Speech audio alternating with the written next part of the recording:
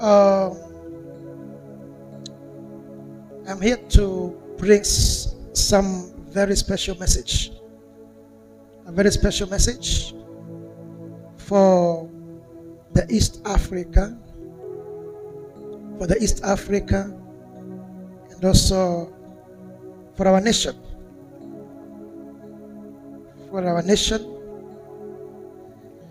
Na najua ya kwamba Mungu ataweza kuonekana tu. By a prophet Israel was redeemed, and by a prophet he was preserved.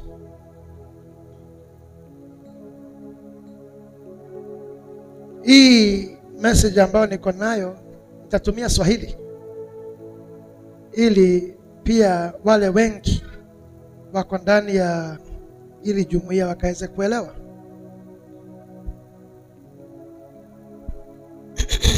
Nimekuwa nikiomba sababu ya the East Africa this week and some time back, and the Lord has put some understanding, and I will always say, kama kuna any prophetic one nimewahi toa ikakuwa ni uongo, just bring it on.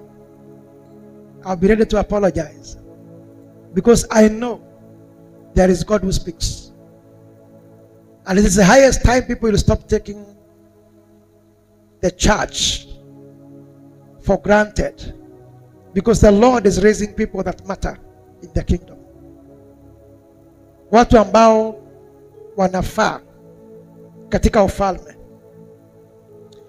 Nitaanzia kwa mambo ya Tanzania ambayo najua ya kwamba ni muhimu, nikaweza kutaja kile ambacho Bwana amenisaidia kuelewa. Na Kenya pia, na Uganda, na South Sudan as an East African community.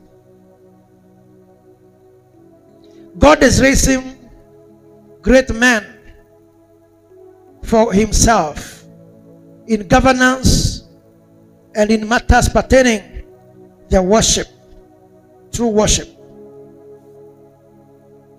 Prophets are going to rise in East Africa. That will be like fire.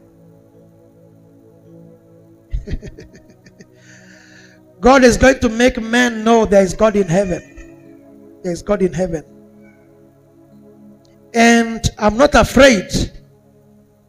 I'm not afraid to tell you that great things are coming to happen in this East Africa.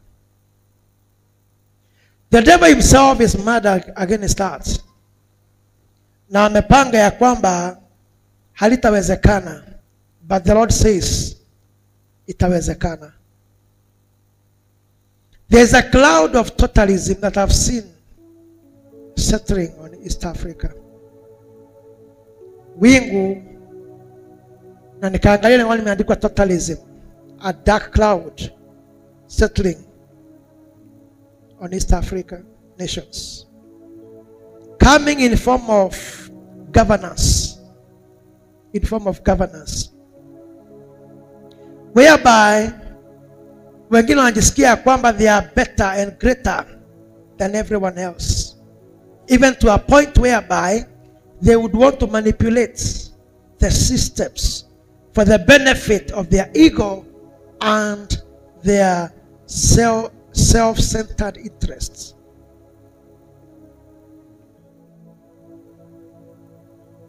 Na ningeongea na the young people, nimeona wengi wakisema ya kwamba wale watu ambao wamesumbuka sana kule Tanzania walikuwa wameendea nini? We no longer live the way we were living in the 80s, because we have, tuko na bunge ya East Africa, tuko na wabunge wa East Africa, tuko na watu ambao wanatumika in East Africa legislative assembly, the YALA. Kwa hivyo East Africa is a block by itself, whereby hakuna visa. And anything that belongs to Kenya belongs to East Africa. Lakini nimeona wingu ambalo linatumika kunyamazisha wale watu ambao wangetaka kuleta hali ya uwiano katika jumuiya yote. Kuna national anthem, kuna katiba, na kuna kila aina ya system ambayo inatumika. And in this, I say that I'm very sorry to everyone, and especially the Kenyans wale ambao wamepitia hali nzito katika East Africa, sababu ya that cloud which is written totalism. Now it's the same happening here in Kenya and in South Sudan and also in Uganda, whereby people would want to be kings but not presidents. Let me go it that way. That oppression, the Lord says that He is raising men to pray about it, and He is hearing their prayers.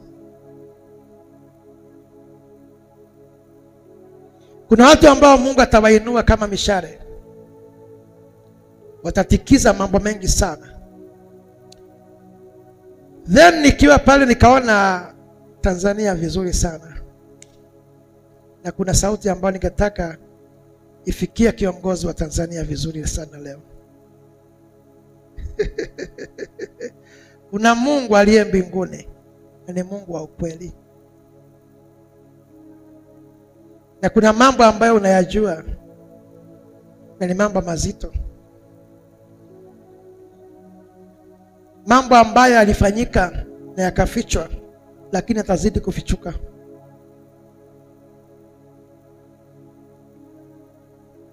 Kuna shaking kubwa ambayo itaingia na itazuilika.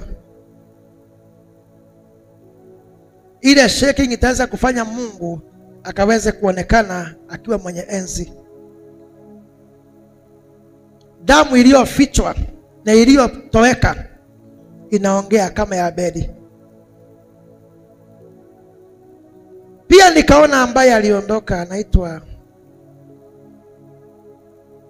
Magufuli. In the same picture. Nikaona ya kwamba ni kama alikatwa na shina lake likabaki chini, mizizi ikakolea, lakini wakati wa matawi kuchipuka umefika. Matawi yake atachipuka kupitia sauti, kupitia matendo, na pia kupitia jitihada. Itakuwa nzito kuliko yeye mwenyewe.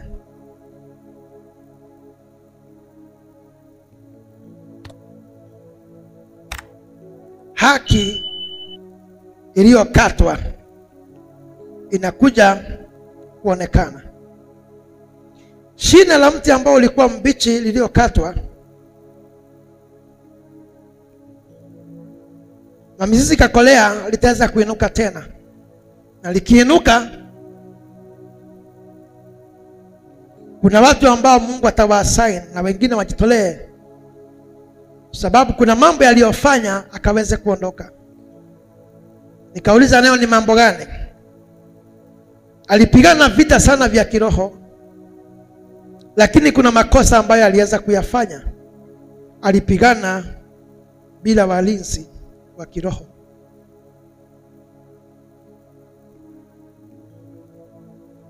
Akatoa sadaka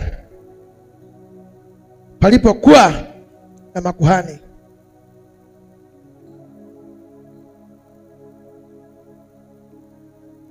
Na hapo ndipo waliokuwa karibu, na ndio hao sasa wako pale, wakasema ya kwamba ile vita lazima ifike mwisho. Wakakata mti, lakini shina likabaki chini, na sasa ni wakati wa lile shina kuchipuka tena. Na ile shina likichipuka, kuna mambo ambayo Mungu anataka yakaweze kuondolewa. Ujinga wa kupigana vita bila kujua kana kwamba uko salama katika mambo ya kiroho.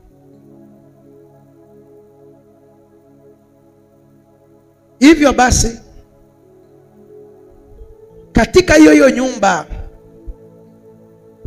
kuna mkono utakaotokea kwenye imara, na watu wakizidi kupigania katika maombi, kile ambacho kilipotea kitarudi, na kikirudi kitarudi maradufu. Na maandiko ambayo yalikuwa yanaletwa ni kwamba it will be rolled and rolled and rolled until it gets to whose it belongs. Because the enemies you see today, you will not see them anymore.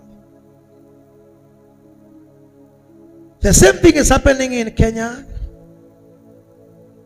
whereby haki inakanyagwa, lakini Mungu amesema anainua watu wa kupigana vita katika maombi, maana walioinuka walikosa kuelewa wakati wao. Lakini kuna wale ambao Mungu atainua kama wana wa Isaka, watakaojua kile kinahitajika, watakao waka moto. Kuna wanawake Mungu atainua, wale ambao wanamjua Mungu, watakao pigana vita njema, watakao omba na kutawala. Na kuna anointing ambayo itaingia saa hii ya kwamba Daudi watazaliwa, wanaoweza kupigana vita na kutoa sadaka mbele za Bwana, na kuwa na watu wa kuwapigania vita pamoja, ili Mungu akatimize kile ambacho amesema. Itaonekana na itakuwa ya kwamba amani itaja kwa anayekuja kupitia shina ambalo lilikatwa, lakini matawi yanaleta matunda. Yule ambaye atajipiga kifua atajua ya kwamba kuna Mungu ambaye anaweza, na neema nayo ikatoshe, na Mungu akazidi kutawala. Bwana ni asanti kwa sababu ya Afrika hii na wale watu unainua na kizazi ambacho unakiinua, wale watu ambao wako tayari kupigana vita na kukuona. Wasimamishe,